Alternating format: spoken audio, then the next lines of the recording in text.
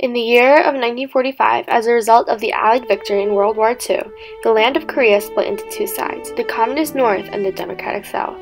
Through this split, two vastly different countries were produced, each with their own ways of governing. This split proved to have an everlasting effect on both the political and economic statuses of both countries, resulting in the Socialist Communist North and the Capitalist Republic South. This is the exploration, encounter, and exchange of the two Koreas.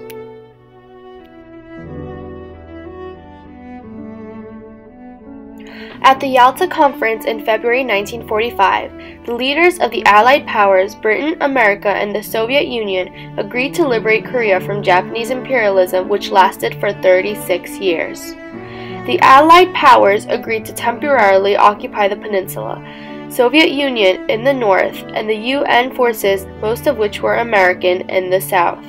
However, political differences between the United States and the Soviet Union prevented the two countries from agreeing on a single system of governance for all of Korea, especially since this time period was of the Cold War between the Soviet Union and America, a war between communism and democracy. In the year 1948, the United States set up a pro-American democratic administration in Seoul under the leadership of Syngman Rhee.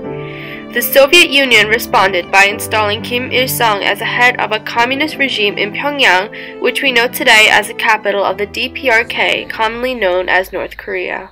Soon after the Second World War, Soviet Union really wanted to establish a kind of a puppet state in North Korea. They brought two Koreans, such as Kim Il-sung, the first president of North Korea, and Park Geun-hye, the first prime minister of North Korea. And Soviet Union had a kind of person-to-person and face-to-face deep interview.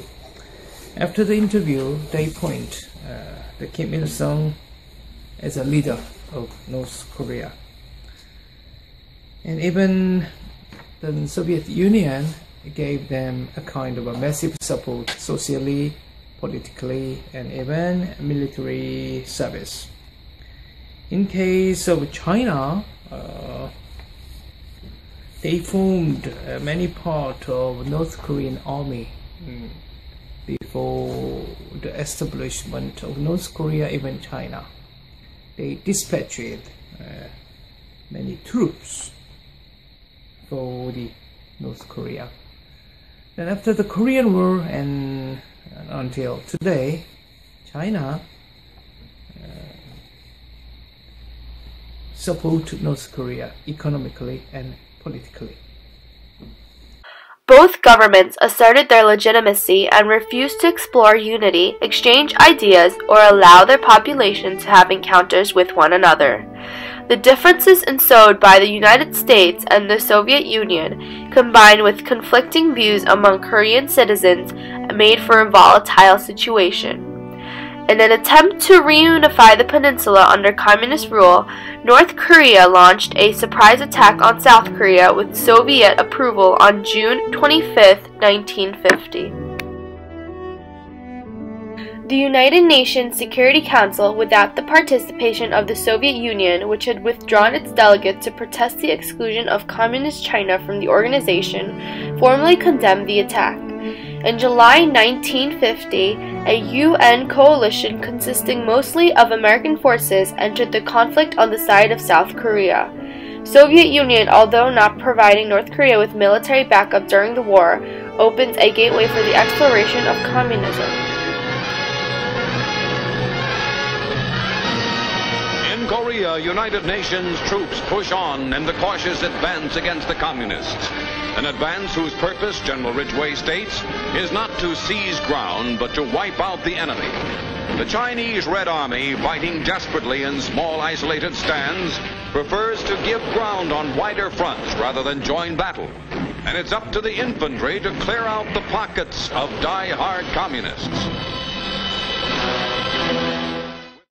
The Soviets sent many specialists to help Kim consolidate power and establish a communist government while simultaneously training and sending thousands of agents into the South to establish communist organizations.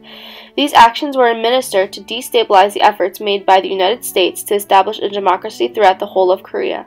In addition, Kim immediately began to formulate the Korean People's Army to develop a fighting force in case the political efforts to unite the two Koreas under common rule of communism had failed. The Soviet Union provided the basis for the communist regime in the north. They didn't provide military backup as much as the Chinese did, but essentially opened up exploration of communism for the newly developing north.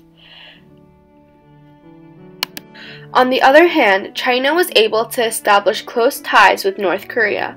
During the war, Kim Il-sung and Mao Zedong exchanged philosophy and ideals of a communist nation with one another. Also, they provided military backup as a sign of support for the newly founded communist nation. Similar to North Korea, South Korea also encountered a powerful nation to help explore and establish a democracy. South Korea's growing capacity as an international democratic power was influenced largely by their encounter with the United States. As stated in President Truman's doctrine, the Korean War was a war on communism to prevent any communist influence on the South. This is a concrete, practical proposal for disarmament. If the Soviet leaders were to accept this proposal, it would lighten the burden of armaments and permit the resources of the earth to be devoted to the good of mankind. By the time an armistice put an end to the fighting in July 1953, some 3 million Koreans and more than 50,000 Americans had lost their lives in the total battle of the Korean War. These two different political systems ultimately resulted in the development of two vastly different cultures. This satellite photo was taken to show the difference in the amount of electricity used between North Korea and South Korea today. South Korea was influenced by cultural encounters with the United States.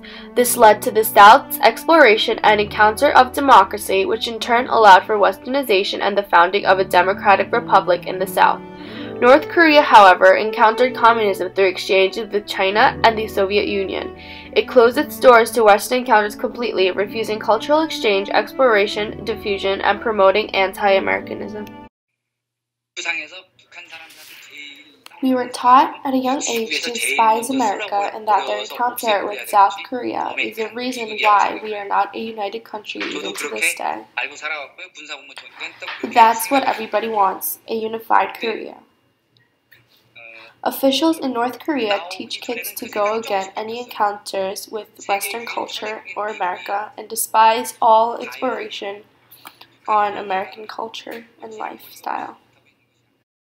For the last 65 years, the United States has figured prominently as an important source of investment, technology transfer, and foreign capital for South Korea.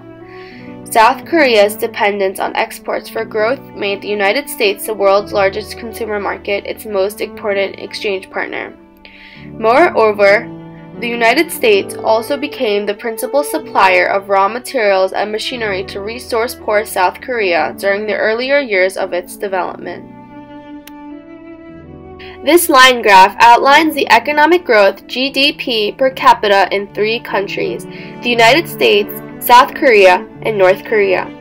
This line graph presents its data since 1920. The comparison between the three countries starts in the year 1950 with South Korea's first encounter with the United States.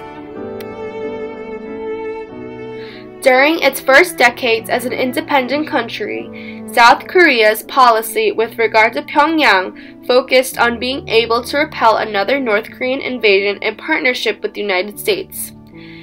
In addition, South Korea is no longer poor and authoritarian, but rather economically capitalist and legitimately democratic, and has proven to be a thriving nation through their own independent ways. Through encounters and explorations of two different governmental regimes, the once unified Korea was divided into a democratic state in the south and a communist dictatorship in the north. Evidently, through their different encounters, South Korea with the United States and North Korea with the Soviet Union and China Both sides were able to establish extremely different political and economic systems, resulting in their universal standpoint even to this day.